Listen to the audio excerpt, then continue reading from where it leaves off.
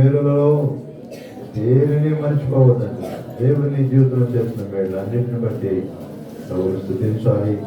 నీ కొరకు ప్రభు ఆయన రక్త మాంసాలు ధరించుకొని నీ పాపం యొక్క శిక్ష, నా పాపం యొక్క శిక్ష, మనందరి శిక్ష ప్రభు భరించు. కాబట్టి దేవుని స్తుతించుకుందాం, ఆయన ఆరాధించుకుందాం. ప్రభా యాకత యోగ్యత లేని మమ్మల్ని ప్రేమించి ఆయన ఎంతగా మమ్మల్ని హెచ్చించావు, ఎంతగా నన్ను ప్రేమించి, ఎంతగా నన్ను బలపరిచావు, ఎంతగా నన్ను కాపాడినావు ప్రభా. మరి ముఖ్యంగా నీ రక్షణకు నన్ను పాత్రగా చేసినందుకు మంచివాడి కొరకు ఎవరైనా ప్రాణం పెడతారు, కానీ ఏ మంచితనం యోగ్యత లేదు నన్ను మమ్మల్ని మీరు ప్రేమించారు ప్రభా. నీకు వందనాలు, నీకు స్తోత్రాలు అని చెప్పి దేవుని స్తుతించుకుందాం. మహాగండ మహోన్నతుడ పరిశుద్ధుడైన తండ్రి ప్రభా, ఈ ఉదయకాలం బట్టి వందనాలు ఆయన. నిజమే ప్రభా, ఈ 2024 సంవత్సరంలో మమ్మల్ని ప్రవేశపెట్టావు. మాతో పాటు ఎంతో మంది ఈ 2024 ప్రవేశించారు, కానీ వారందరూ ఆయన చాలా మంది మాకు తెలిసిన వారు, మా బంధువులు అనేకులు లేరు, కానీ మేము సజ్జలు ఉన్నాం. కేవలం నీ కృపని జయ ప్రభు. మరి ముఖ్యంగా నాయన నీ మా దేవుడుగా, మా ప్రభువుగా, మా రక్షకులుగా ఉన్నందుకు వందనాలు. యోగ్యత తర్వాత నేను నన్ను మమ్మల్ని ప్రేమించి మా కొరకు నువ్వు కలుగురు శిలువలో రక్తం కాచి ప్రాణం పెట్టడానికే శరీరంలో రక్త మాంసంలో పాలుపడమైనావని నీ వాక్యం చదివించిన ఇంకొక వందనాలు ప్రభు. నీ ప్రేమను ఎవరు అర్థం చేసుకుంటారు, ఎవరిని మాట నమ్ముతారో వారు రక్షణ పొందుతారని, వారితో మీరు ఉంటారని నీ వాక్యం చదివించారు. కాబట్టి ప్రభువాన్ని సన్నిధించిన ఆయన మా పిల్లలందరిని బట్టి మీకు వందనాలు స్తోత్రాలు. దేవాది వరకు ఆయన పాటలు ఆరాధన మీరు తోడుగా ఉన్నారు.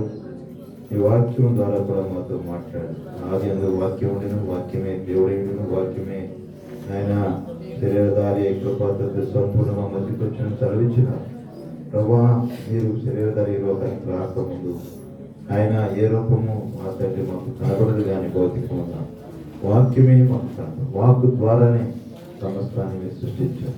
కాబట్టి ఆ వాక్కుగా ఉన్న దేవుడు ఆయన ఇప్పుడు శరీరధారిగా కొంతకాలం మా మధ్య కనపడడం, ఆయన ఇప్పుడు ఆయన మన యేసుక్రీస్తు ద్వారా ఆయన విధించినటువంటి ఆ మాటలను మేము ధ్యానిస్తున్నాం. నాతో మా తండ్రి మాట్లాడి మైపోతున్నాం. నా ఆత్మ వైపు దయచేయండి. యేసు పరిశుద్ధ నామమున బట్టి వేడుచున్నాం తండ్రి. మంచిది. మీ అందరికీ ప్రభువైన యేసుక్రీస్తు నామములో వందనాలు. మనం క్రిస్మస్ దగ్గర పడతా ఉంది, అందరూ అడవులు చేస్తూ ఉన్నారు. ఎక్కువ వ్యాపారాల కన్నా డిసెంబర్ నెలలోనే లాభం ఉంటారు. వ్యాపారస్తులు డిసెంబర్ మాసం కోసం ఎదురు చూస్తారు. ఎందుకంటే క్రిస్టియన్స్ కొన్నంత ఖరీదైన బట్టలు కానీ ఖర్చు పెట్టేది కానీ ఎవరు చేయలేదు. కాబట్టి పండగ అంటే అది ఖర్చు, అంతేనా? కాదు. మన ఆరు చెప్పుకున్నాం. మన ఆరు ఏం వాక్యం చెప్పుకున్నాం? ఎవరి గురించి చెప్తాం? మన ఆరు ఎవరి గురించి చెప్పుకున్నాం? మరియమ్మ గారు. ఇంకా యేసు. అది వారి జీవితంలో వారి పరిశుద్ధతను కాపాడుకోవడం ద్వారా, నీతిని కాపాడుకోవడం ద్వారా వారి జీవితాలు యేసుక్రీస్తు ప్రభు వారు తెలియాలని వారి ద్వారా యేసు ప్రభు లోకానికి రావడానికి అవకాశం వచ్చింది. కాబట్టి మనం కూడా యేసుక్రీస్తు ప్రభువును విశ్వాసం ఉంచినప్పుడు ఆయన కూడా మన హృదయంలో కూడా జన్మిస్తాడు. పరిశుద్ధాత్మ ద్వారా ఆయన మనలో నివసిస్తాడు. కాబట్టి పరిశుద్ధాత్మ మరిమ్మగా ఏం చేసింది? ఆవరించింది. కాబట్టి పరిశుద్ధాత్మ ద్వారా దేవుడు ప్రభు ఆమెలో ధరించినారని మనం ఈ దినం చూడండి. అపోస్తలుడైన పౌలు గారు ఫిలిప్పీయులకు రాసిన పత్రిక 2వ అధ్యాయంలో 2వ అధ్యాయము 5వ వచనం చదువుతాం. ప్రతి ఒక్కరూ బైబిల్ తినండి, చూడండి. క్రీస్తు యేసునకు కలిగిన ఈ మనస్సును మీరును కలిగి ఉండుడి. కలిగిన ఆయన దేవుని స్వరూపము కలిగిన వాడైంది దేవునితో సమానముగా ఉండుట దేవునితో సమానముగా ఉండుట విడిచిపెట్టకూడని భాగ్యమని ఎంచుకొనలేదు విడిచిపెట్టకూడని భాగ్యమని ఎంచుకునలేదు కానీ మనుషుల పోలికగా పుట్టి దాసుని స్వరూపమును ధరించుకొని తన్ను తానే రిక్తునిగా చేసుకొనెను మరియు ఆయన ఆకారమందు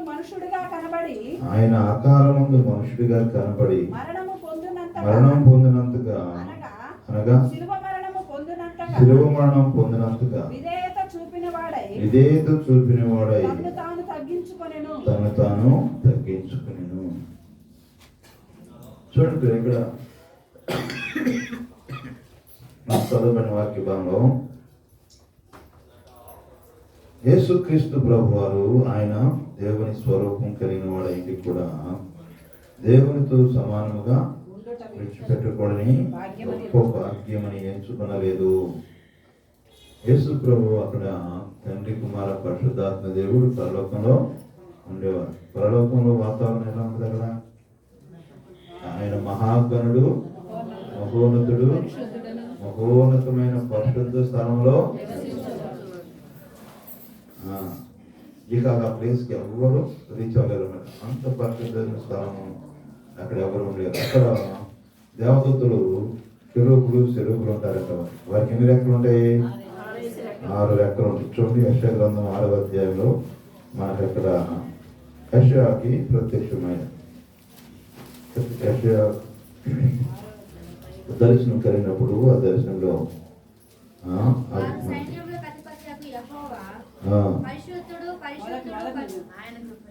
6వ అధ్యాయము 3వ వచనం, వారు సైన్యులకు అధిపతి యెహోవా పరిశుద్ధుడు పరిశుద్ధుడు పరిశుద్ధుడు,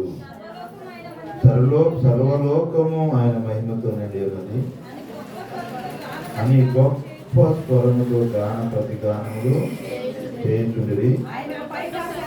వారి కంఠ స్వరము వలన గడప కమ్ముల పునాదులు కదులుచు. చూడండి, కాబట్టి అక్కడ ఈ చెరుపులు ఒక్కొక్కరికి 6 రెక్కలు ఉండెను. ప్రతివాడు 2 రెక్కలతో తన ముఖమును, 2తో తన కాళ్ళను కప్పుకొనుచు 2తో ఎగురుచుండెను. చూడండి ఎన్ని రెక్కలు? ఈ చెరుపులకి 6 రెక్కలు ఉన్నాయంట. ఈ 6 రెక్కలు 2 రెక్కలతో ఏం చేస్తున్నారు? 2 రెక్కలతో ముఖం కప్పుకున్నారు. ఇక్కడ 2 రెక్కలు ముందున్నాయి. 2 రెక్కలతో ముఖం కప్పుకుంటున్నారు. పరలోకంలో ఉండి కూడా 2 రెక్కలతోనేమో కాళ్ళు కప్పుకుంటున్నారు, 2 రెక్కలతోనేమో ఎగురుతున్నారు. వారు ఏం చేస్తారంట? వారు గాన ప్రతిగానం చేస్తా ఉన్నారు. ఏంటంట? పరిశుద్ధుడు పరిశుద్ధుడు సైన్యులకు అధిపతి యెహోవా పరిశుద్ధుడు పరిశుద్ధుడు పరిశుద్ధుడు అని ఏం చేస్తున్నారు? గాన ప్రతిగానములు చేస్తున్నారు. అలాంటి మహిమ ప్రభావం కలిగినటువంటి దేవుడు ఏం చేసినట్టు ఆయన శరీరధారిగా కృపా సత్య సంపూర్ణుడుగా మన మధ్యకు లోకములకు వచ్చింది. ఇక్కడ మనం చూస్తాం అపోస్తల కార్యాల గ్రంథంలో స్టెఫెనుకు యేసుక్రీస్తు ప్రభు వారు అక్కడ ఎలా కూర్చున్నాడా? తండ్రి కుడి వరుసన కూర్చుని ఉండుట. ఈ స్టెఫెన్ వస్తున్నాడని చెప్పి ఏం చేశాడ? లేచాడట, నిలబడ్డాడు. చూడండి 7వ అపోస్తల కార్యాల గ్రంథంలో 7వ అధ్యాయము చదవండి. అయితే అతడు పరిశుద్ధాత్మతో నిండుకొనిన వాడై ఆకాశము వైపు తేరు చూచి దేవుని మహిమను, యేసు దేవుని కుడి పార్శ్వమున నిలిచి ఉండటను చూచి ఆకాశము తెరవబడుటయు మనిషి కుమారుడు దేవుని కుడి పార్శ్వమందు నిలిచి ఉండటయు చూచుచున్నానని చెప్పాను. చూడండి, కాబట్టి అక్కడ యేసు ప్రభు వారు తండ్రి యొక్క కుడి పార్శ్వన ఆయన కూర్చుని ఉన్నాడు. ఇప్పుడు స్టెఫెన్ వస్తున్నాడు కదా, స్టెఫెన్ రాళ్ళతో కూడా చంపుతున్నానని చెప్పి ఆయన చూసి ఏం చేశాడ? అక్కడ సింహాసనం వేసి ఆయన చూస్తున్నాడు. కాబట్టి ఇలాంటి పరిశుద్ధుడైన దేవుడు తండ్రి యొక్క కుడి పార్శ్వన కూర్చుని గొప్ప భాగ్యం అనుకోలేదంట. గొప్ప భాగ్యం అని ఎంచుకోలేదు. ఎంచుకొని మనకి ఏం చేశాడ? దాసుని స్వరూపము ధరించాడు, రిక్తునిగా చేసుకున్నాడు. శిలువ మరణం పొందినంతగా మన కోసం ఆయన తను తగ్గించుకున్నాడు. ఇది క్రిస్మస్ యొక్క థీమ్. ఇది ముఖ్య ఉద్దేశమై ఉండాలి. దేవునిని ఆరాధిస్తున్నాం మనము, దేవుని వెంబడిస్తున్నాం మనం మన జీవితాలలో. ఇది అని తన్ను తాను తగ్గించుకోవాలి. అక్కడ చెప్తున్నాడు కదా, క్రీస్తు యేసునకు కలిగిన ఈ మనస్సును మీరు కూడా, దేవుడే ఈ మనసు కలిగి ఉన్నాడు. ఏ మనసు? తను తాను తగ్గించుకున్నవాడిగా ఉన్నాడు, తను తాను రిక్తునిగా చేసుకున్నవాడిగా ఉన్నాడు. ఎందుకంటే తన ప్రజలైన మనలను రక్షించడానికి, మనలను విడిపించడానికి, మనలను నిత్య జీవానికి చేర్చడానికి. ఎందుకంటే పాపం వల్ల వచ్చే జీతము, మనం ఏమనుకుంటాం, నేను పుట్టింది ఇప్పుడైతే, నేను పుట్టింది ఎప్పుడు ఆయన చనిపోయాడు, నా పాపం వరకు ఎందుకు చనిపోయాడు అని అనుకోవచ్చు. ఎందుకంటే ఆదాములైన వారు ఎప్పుడైతే వారు పాపం చేశారో వారిలో నుండి మనందరికీ పాపం అనేది సంప్రాప్తమైపోయింది. అక్కడ బయలుదేరింది జీవకణం మనది. అక్కడ అంటే మనం ఇప్పుడు పుట్టాం, ఇప్పుడు భూమి మీద పుట్టావు, కానీ ఎప్పుడో ఉన్నామంట. జగత్తు పునాది వేయబడక ముందే నువ్వు యేసుక్రీస్తు ఏర్పాటు చేసుకున్నాడు. ఆదాములో నువ్వు ఉన్నావు. ఆదాములో ఉన్నటువంటి ఆ జీన్స్ ద్వారా నువ్వు ఈ లోకానికి వచ్చావు. కాబట్టి ఆదాము పాపం చేయడం ద్వారా ఆ పాపము మనందరికీ సంప్రాప్తం అయిపోయింది. ఆదాము శరీరాన్ని ధరించుకుని ఎలా వచ్చాడో మనం కూడా శరీరానుసారంగా వచ్చాం. కాబట్టి ఆ శరీర స్వభావం అనేది మనలోనికి, ప్రతి ఒక్కరిలోనికి అది వచ్చింది. కాబట్టి ఆదాముని బట్టి అందరూ ఎలా మృతులవుతున్నారో, యేసుక్రీస్తుని బట్టి అందరూ కూడా లేపబడతారు అని దేవుని యొక్క వాక్యం. కాబట్టి అలాగే మనందరం కూడా ఆ యేసుక్రీస్తు ప్రభువారు మనందరినీ రక్షించడానికి, నిత్య జీవానికి తీసుకువడానికి ఆ నిలోకానికి వచ్చినాడు. కాబట్టి ఏం చేయాలంటే మనము క్రీస్తు యేసునకు కలిగిన ఈ మనస్సు మనము కలిగి ఉండాలి. దాసుని స్వరూపం. ఏ స్వరూపం? దాసుని స్వరూపం. యేసు ప్రభు అక్కడ చెప్తాడు చూడండి, అక్కడ మత్తయి సువార్త 20వ అధ్యాయంలో 20వ అధ్యాయము 25వ వచనంలో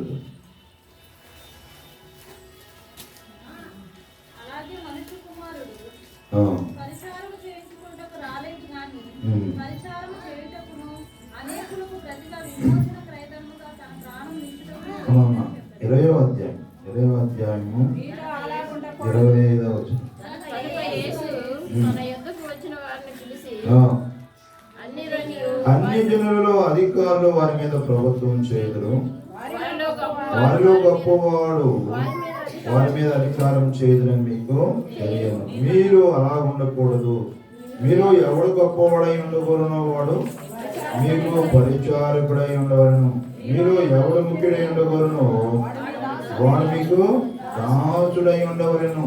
అలాగే మనిషి కుమారుడు పరిచారం చేయించుకుంటూ రాలేదు, కానీ పరిచారం చేయుటకును అనేకులకు ప్రతిగా విమోచన క్రయధనముగా తన ప్రాణం ఇచ్చుటకును వచ్చిందని చేశాడు. కాబట్టి పేరా ఇక్కడ ప్రభు చెబుతూ ఉన్నాడు. ఇక్కడ పైన చూస్తే శిష్యులు వాళ్ళు ఒకరికొకరు వాదం ఆడుకుంటున్నారు. ఏంటి, ఈ జబదయి కుమారులేనా పక్కకి కుడివైపుని ఎడవైపు నీకు జోడిస్తావా, మరి మేమేమైపోతాం అని చెప్పి ఎవడు గొప్పవాడని వారు ఏం చేస్తారట, వాదోపవాదాలు చేసుకుంటున్నారు. అప్పుడు ప్రభు వాళ్ళందరూ పిలిచి ఏమన్నాడంటే, అన్య జనులలో అధికారులు వారి మీద ప్రభుత్వం చేయదు. మన లోకంలో చూస్తాం, లేకపోతే ఆఫీసులో చూస్తాం, మీ పైన ఉన్న అధికారులకు మన మీద ఏం చేస్తారు, పెత్తనం చేస్తారు, ప్రభుత్వం చేస్తారు. లోకంలో జరిగేదంతా కూడా అదే. అధికారులు అయిన వారంటే వంతగా ఉండరు, కింద వాళ్ళందరూ నేను చెప్పిన మాట వినాలని ఉంటుంది. అలాగే అధికారులు అలా ఉండకపోతేనేమో కింద వాళ్ళు మాట వినరు. కాబట్టి అలాగేం చేస్తారంట, ప్రభుత్వము చేస్తారు. అలాగే ఏం చేయరు, అధికారులు వారి మీద ప్రభుత్వము చేయదు. వారిలో గొప్పవారు వారి మీద అధికారము చేయదని చెప్పి, గొప్పవారందరూ కూడా పేదవారి మీద అధికారం చేయాలని చూస్తారు. కానీ ఇక్కడ దేవుని దగ్గర దేవుని ఏం చేయాలంట, మీరు అలా ఉండకూడదు. మీరు ఎవడు గొప్పవాడై ఉండకూడదు, వాడు మీకు పరిచారకుడై ఉండాలి. ఏం చేయాలంట, దేవుని యొక్క మందిరములో, దేవుని సన్నిధిలో, దేవుని ఎరిగిన వారిలో మనమందరం కూడా ఎలా ఉండాలంట, గొప్పవాళ్ళు. నేను గొప్పవాడిగా ఉండాలి, నేను గొప్పవాడిగా ఉండాలి కాదు. ఇక్కడ దేవుని మందిరంలో ఎవరి గొప్పవారు, దేవుని సన్నిధిలో ఎవరి గొప్పవారు, దేవుని చుట్టూలో ఎవరి గొప్పవారు, బాగా చదువుకున్నవారా, లేదా బాగా డబ్బులు సంపాదించేవారా, లేదా దేవుడికి బాగా డబ్బులు ఇచ్చేవారా, ఎవరు గొప్పవారు? తగ్గించుకునేవారు. దేవుని సన్నిధిలో ఏం చేయాలంట, తగ్గించుకునేవారు. నీ మనసులో తగ్గించుకుని నీ సహోదరులందరికీ నువ్వు ఏం చేయాలి, వారి పాదము కడగలిగిన వారుగా ఉండాలి. యేసు ప్రభు అక్కడ ఏం చెప్తాడు, యోహాను సువార్తలో ఏమంటాడు సార్, యోహాను సువార్తలో 13వ అధ్యాయం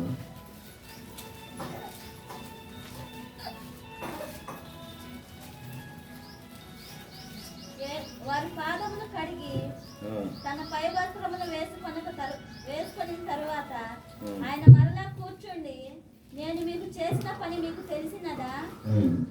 బోధకుడనియు ప్రభువనియు మీరు నన్ను యోహాను సువార్త 13వ అధ్యాయము 13వ బోధకుడనియు ప్రభువనియు మీరు నన్ను పిలుచుచున్నారు. నేను బోధకుడను ప్రభువును కనుక మీరు ఇట్లు పిలుచుట న్యాయమే. కాబట్టి ప్రభువును బోధకుడైన నేను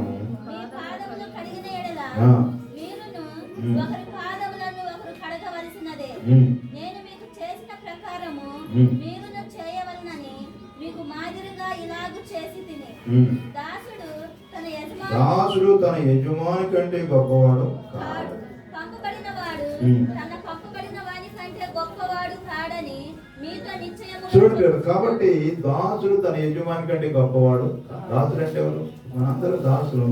మన యజమానుడు ప్రభు. యజమానుడే ఏమన్నాడు, ఆయన అందరి పాదాలు కడుగుతున్నాడు, ఆయన దాసుడిగా ఉంటున్నాడు. మరి మనం ఏం చేయాలంట, ఆయన కంటే గొప్పవాడమా?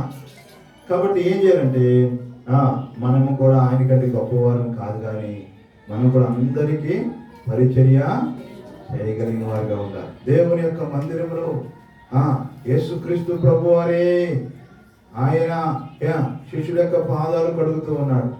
ఆయన చెప్తూ ఉన్నాడు, నేను మీ పాదాలు కడిగినట్టు మీరు కూడా ఒకరి పాదాలు ఒకరు కడుక్కోండి. నేను చేసినట్లుగా మీరు కూడా ఒకరొకరు చేసుకోండి ఎందుకు చెప్తా ఉన్నాడు ఆయన. కాబట్టి మనము దాసుని స్వరూపం, దేవుని బిడ్డలైన వారు, దేవుని ఎరిగిన వారు ఎవరు కూడా హెచ్చించుకోకూడదు.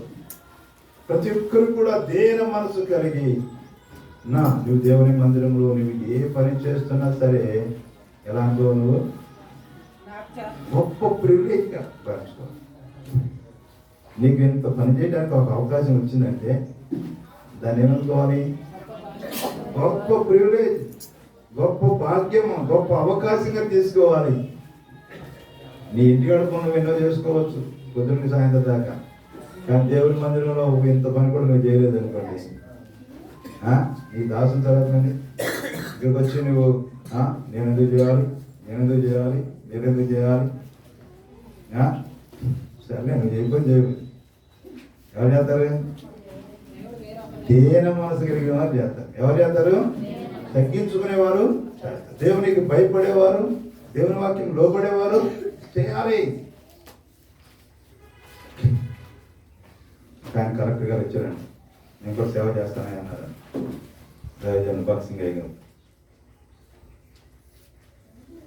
ఆయన బూట్లు సూట్ వేసుకొచ్చాడు కరెక్ట్గా. ఆ హోదా ఉంటుంది, ఆ మెయింటైన్ చేస్తారుగా. సరే ఆయన ఏమన్నారంటే ఆయన ఏం అడగల, నువ్వు కరెక్ట్ ఏం చేస్తామని అడగల. సరే అక్కడ సేవకులు పనిచేస్తున్నారు ఏమన్నారు, సేవకులు పనిచేస్తున్నారు ఏమన్నారు. సేవకులు అక్కడ ఏం పని చేస్తున్నారు, బాత్రూమ్ ట్యాంక్ తోడుతున్నారు. అప్పుడు ఈ బాత్రూమ్ ఆ లెట్రిన్ ట్యాంక్ తోడుతున్నారు, సెప్టిక్ ట్యాంక్ తోడుతున్నారు. ఇప్పుడు అన్నీ ఈ ట్యాంకులు వచ్చినాయిగా, అప్పుడు ట్యాంకులు లేవు. అవన్నీ అప్పుడు మంత్రి దిగి మేము కూడా ట్రైనింగ్లో పనిచేసాం. కాబట్టి కలెక్టర్ గారు అక్కడికి వెళ్ళిపోయి ఖర్చు తీసుకుని ముక్కు పెట్టుకుని చక్కగా చూసుకున్న కూర్చోలేదు ఆయన. ఏం చేశాడు ఆయన, కలెక్టర్ అనుకుంటే అక్కడ దేవుడికి సేవ చేయడానికే పనికిరాడు.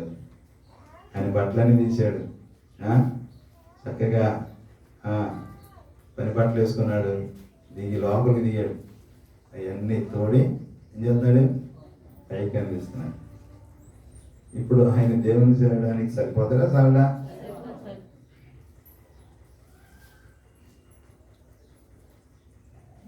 నీటిలోనైతే నువ్వు డబ్బులు పెట్టి చేయించుకుంటావు, 10,000 రూపాయలు 1200 పెట్టి చేయించుకుంటావు, ఎవరన్నా పాకి ఏమైనా పిలిపిస్తావు, చేపిస్తావు.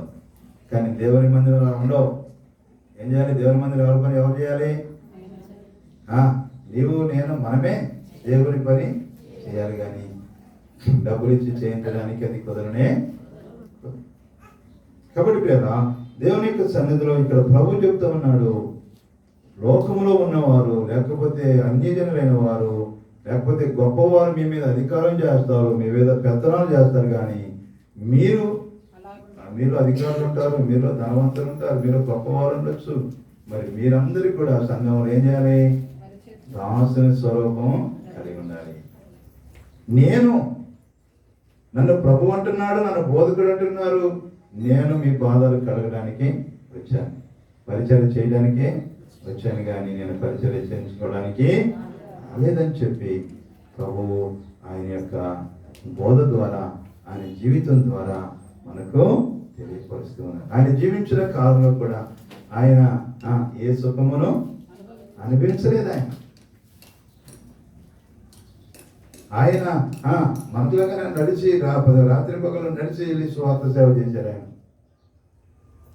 మనమన్నా ఒక్కోసారి స్థిరంగా ఉండి సంఘాలు కడుతున్నాం, కానీ ఆయన సువార్తికుడు ఎవాంజలిస్ట్. ఆయన సంఘాలు ఎవరు, ఊరంతా ఆయన ఇశ్రాయేలు దేశం యోదయ గలిలయ సమరయ ప్రాంతాలు అందరూ కూడా తిరిగి ఆయన సువార్త సేవ చేశారు. కాబట్టి పేరా దేవుని యొక్క సన్నిధిలో మన జీవితాలలో కూడా ప్రభు చెబుతున్నట్లుగా మీలో ప్రతి వారు కూడా ఏం చేయాలంట, అలాగే ఉండాలి. మిమ్మల్ని మీరు తగ్గించు. మీరు ఎవడు గొప్పవాడై ఉండకూరునో వాడు ఎలా ఉంటాడ, మీరు ఎవడు ముఖ్యుడై ఉండకూరునో వాడు మీకు నువ్వు ముఖ్యుడిగా ఉండాలా. దేవుని రాజ్యంలో ముఖ్యుడై ఉండాలి. ఏం చేయాలంట, దాసులుగా ఉండాలి, తగ్గించుకునేవాడిగా ఉండాలి. ఏదైనా సరే కొన్నిసార్లు మనం పెద్దవాళ్ళని చెప్పేవాడు, అయ్యగారు వెళ్ళి పని చేయించవా అని చెప్తారు. పని చేయించమంటే ఇప్పుడు చిన్నవాడికి చెప్పాను అనుకోండి, నీకు చెప్పాను చేయవా అని అంటారు.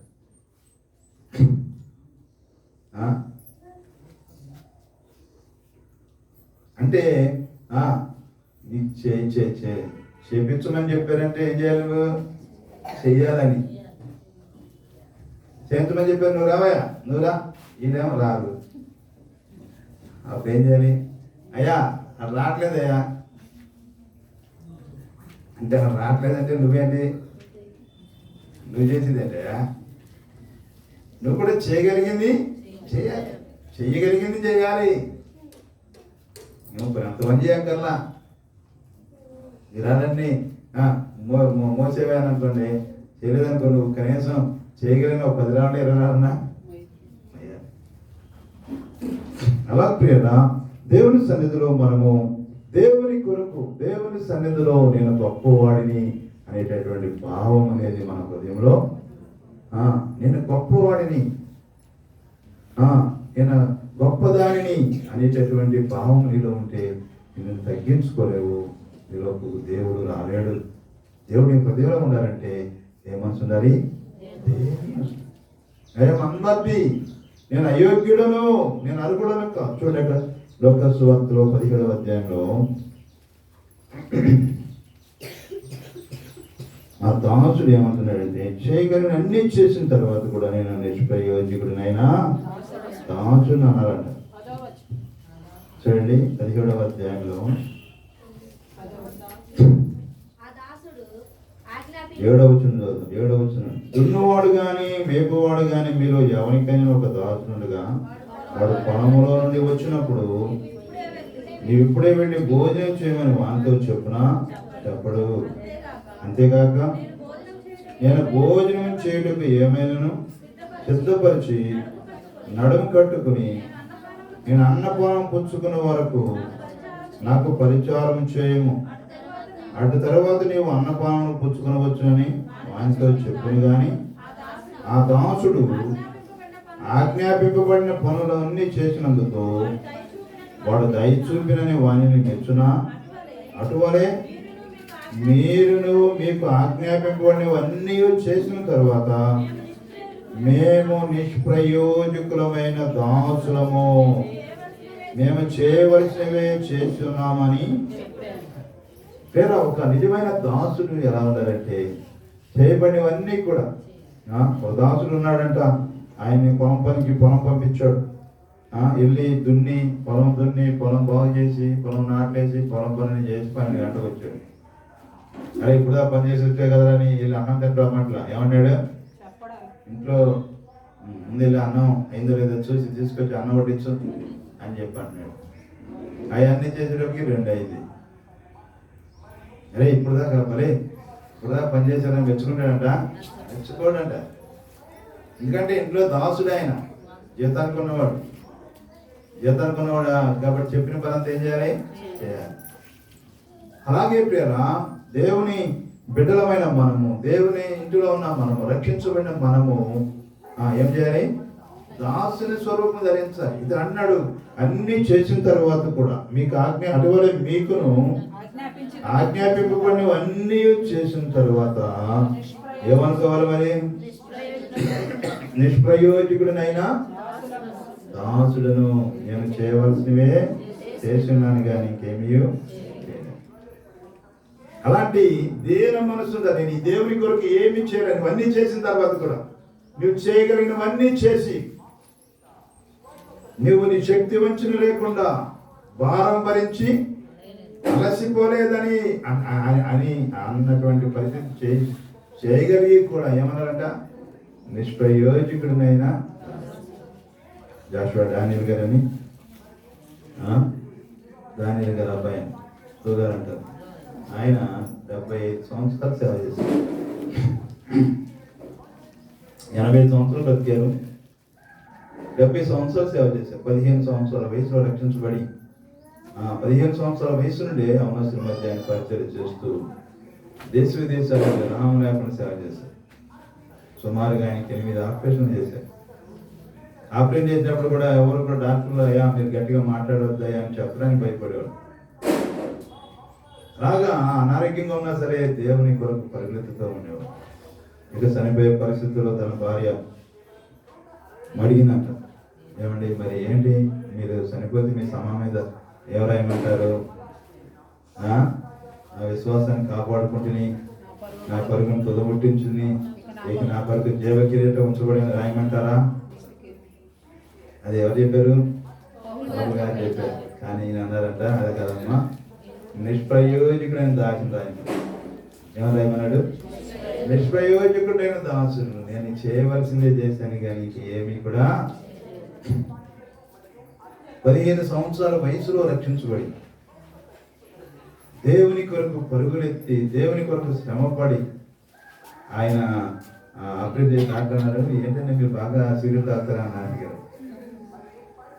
ఎందుకు అడిగారంటే ఈ యమనాలు ఏళ్లతో మరి తిరిగినప్పుడు పెద్ద ధనవంతులు అందరూ మంచి మంచి కాఫీ సిగరెట్ తాగుతారు కదా, ఇక ఆ వాసన తాగేవాడు కంటే పక్కనోడికి ఎక్కువ ఎఫెక్ట్ ఉంటుంది. కాబట్టి సిగరెట్ మీరు బాగా తాగుతారని కూడా అలాగా ఆయన ఎంత శ్రమ అనుభవించారు. అంత శరీరం అంతా కూడా కోయబడినా నష్టపోయినా సరే దేవుని కొరకు ఆయన దేవుని యొక్క ప్రేమను ప్రకటించడానికి వీలేదు. కాబట్టి ప్రేమ దేవుని యొక్క ప్రేమ, ఆయన మన కొరకు దాసుల స్వరూపము ధరించాడు. కాబట్టి దేవుని బిడ్డలమైన మనం కూడా దేవుని కొరకు ఎప్పుడైతే నువ్వు దాసుల స్వరూపం ధరిస్తావో అప్పుడు అనేకులు నీకు సరెండర్ అవుతారు, అనేకులు దేవుని కొరకు సంపాదించుకుంటావు. కొంతమంది పోలీస్ ఆఫీసర్లు ఉంటారు, బయట ఎంతో గంభీరంగా కనపడతారు, ఇంటి గురించి కూడా గంభీరంగా ఉంటే భార్య ఏం చేయాలి? ఏం చేయాలి? ఇక సాప సంఖ్యను పెట్టి పారిపోవాలి. ఇక్కడ కూడా నువ్వు పోలీసు దశలో ఉండి కథనం చేస్తే బయటికి అధికారం చేస్తే పిల్లలు ఉంటారా? ఏం చేయాలి? దాసుని స్వరూపం ఉండాలి, ప్రేమ కలిగి ఉండాలి, దీన మనసు కలిగి ఉండాలి. అప్పుడే కుటుంబంలో ప్రేమ, సంతోషం, సమాధానము కలిగి ఉంటుంది. కాబట్టి పౌలు గారు అందుకంటాడు, పౌలు గారు ఏమన్నాడు? ఆయన చూడండి, 1 కొరింథీయుల రాసిన పత్రికలో 9వ అధ్యాయంలో, ఏదుని చేతనైనా సరే అనేకులను సంపాదించుకోవడానికి నేను అనేకులను అందరికీ దాసునే. చూడండి 9:19లో 1 కొరింథీయుల రాసిన పత్రిక 9వ అధ్యాయం, నేను అందరి విషయం స్వతంత్రుడై ఉన్నాను, ఎక్కువ మందిని సంపాదించుకుంటుకై అందరికీ నన్ను నేనే దాసునిగా చేసుకుంటుంది. ఎక్కువ మందిని సంపాదించుకోవడానికి అందరికీ దాసుడై ఉన్నాను అని అంటూ, యూదులను సంపాదించుకోవడానికి యూదులకు యూదుని వలన ఉంటుంది, ధర్మశాస్త్రం లోబడిన వారిని సంపాదించుకుంటూ నేను ధర్మశాస్త్రకు లోబడిన వాడును కాకపోయినను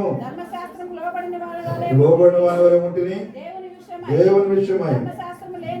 ధర్మశాస్త్రం లేనివాడు కాను కానీ క్రీస్తు ధర్మశాస్త్రం లోబడిన వాడను అయినను ధర్మశాస్త్రం లేని వారు సంపాదించుకుంటకు ధర్మశాస్త్రం లేని వారి వరే ఉంటుంది. బలహీనులను సంపాదించుకుంటకు బలహీనులకు బలహీనుడనైతిని, ఏ విధము చేతనైనా కొందరు రక్షింపవనని అందరికి అన్ని విధముల వాడను లేదు. కాబట్టి దేవుని అనేక మందిని సంపాదించడానికి, దేవుని రాజ్యం కట్టడానికి, దేవుని ప్రేమను ఎరిగిన నీవు ఏం చేయాలంట? దాసుని స్వరూపం. పౌలు గారు అంటున్నాడు, ఎక్కువ మందిని సంపాదించడానికి, యూదులను సంపాదించడానికి యూదుని వలె ఉన్నాను, ధర్మశాస్త్రం ఉన్న వారు సంపాదించడానికి ధర్మశాస్త్రం ఉన్నవాడి వారు ఉన్నాను, ధర్మశాస్త్రం లేని వారు సంపాదించడానికి లేని వారి వారు ఉన్నాను, బలహీనను సంపాదించడానికి బలహీనగా ఉన్నాను, బలవంతులను సంపాదించడానికి అన్ని విధముల. అబ్బా బలహీన దగ్గరికి వెళ్ళి చూసా నేను అంత బలంగా ఉన్నాను, ఏంటో నేను అంత ఎప్పుడు అంత బలహీనంగా ఉంటావు, ఎప్పుడు రోగిలాగా ఉంటావు, ఎప్పుడు ఏంటి అని అంటే అది ఇంకేమైపోతుంది? ఇంకా బలహీనంగా అయిపోతుంది. బలహీన దగ్గరికి ఏం చేయాలి?